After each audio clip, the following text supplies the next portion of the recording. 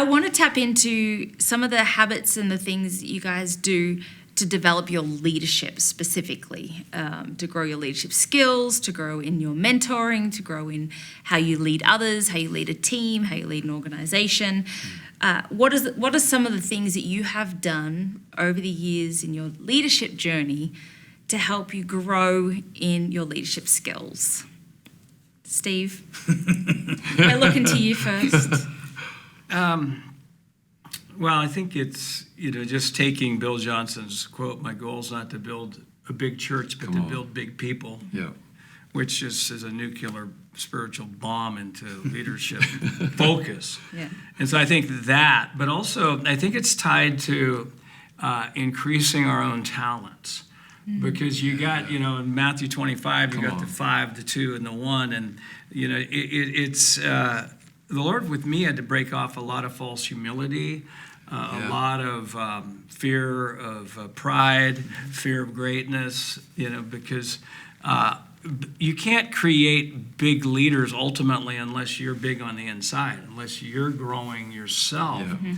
And so it comes back to priorities. What are my priorities? Great leaders have great beliefs, great priorities, great habits. You can't have great habits without great priorities. What are my priorities? Okay, it's the Lord. Yeah.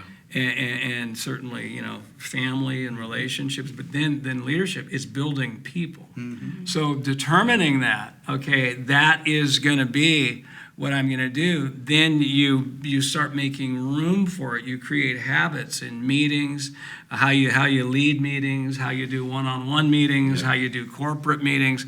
I've got a mindset. All right, it's not just about an anointed service. Mm. It's about, okay, I am seeking to activate people. I'm seeking to build people. And so, it's habits that create, because you can't have good habits without having a goal and a why. So why do I do what I do? Yeah. We begin with the end in mind. What do I want it to look like? I want people alive. I want people activated. I want people doing what they never thought they could do. Then you say, okay, how am I going to get there? That's where the habits come in. Yeah, that's so good, Steve. Yeah, that's great. It's a good foundation. For me, I love mentoring students and mentoring pastors. So my one of our third years just asked me this question. Horace, who asked great questions. He said, "What do you want out of a mentor meeting when I'm a mentee to my mentor?" Yeah. And I all of a sudden just thought, well, I guess 3 things I want to do. I want them to leave the room feeling more known and more seen as their mentor. I want to help them grow in one area of their life. And kidding, not kidding, I want them to cry in my meeting because the Holy Spirit showed up and they feel loved, seen, and they're going to go after something. Wow. So I think it's a beautiful thing because I go back to what you said, Dave. My whole goal of life for a long time has been to learn to love more, so that I don't just say I love people, but that I am a love tsunami when I walk into the room and people get bowled over by my love even before I say anything, do anything, or hug them, because I think love covers over a multitude of sins and is the primary thing. Mm. I think one thing I've done practically is I didn't have a lot of positive experiences with leadership or fathers, in the sense of I love my dad, great dad, had some great youth leaders, great pastors, but not what I've encountered now. And so for me, I've really gone after that in my leadership journey of going, okay, I'm in probably one of the most healthy places of fathers that want to do what you're saying, Paul. My natural instinct is to work it out myself because of my past. I'll just work it out. I won't ask questions. I won't ask for feedback. I won't. And so I can do that with my eyes shut. But I'm forcing myself to sit with fathers and say, what do you think? Mm-hmm. How would you look at this? Or, hey, I cannot shake this feeling. How would you process this? Or, I got this issue with this leader. How would you handle that? And I actually am coming as a son, and I'm trying to be discipled. I'm trying to not get off the train of discipleship and forcing myself around great dads and mothers, and then also then, like you guys were saying, I'm trying to learn how to do that better with the ones the Lord has given me to lead and to disciple. So yeah, it's definitely, it's scary and it's painful, and it's because I'm used to working it out myself. I have to, but it's stronger. I feel so much stronger now. I will go to minister someplace, and now I text 3 men.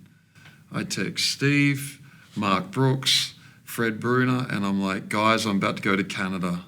Will you pray for me? And if you get anything, just tell me. And it's almost like we are going to Canada now. It's like I've got these 3 generals, and we're going to Canada, and I can represent them, but then they're also wanting me to be great. And so I feel this, the Lord's upgrading me that way. That's cool.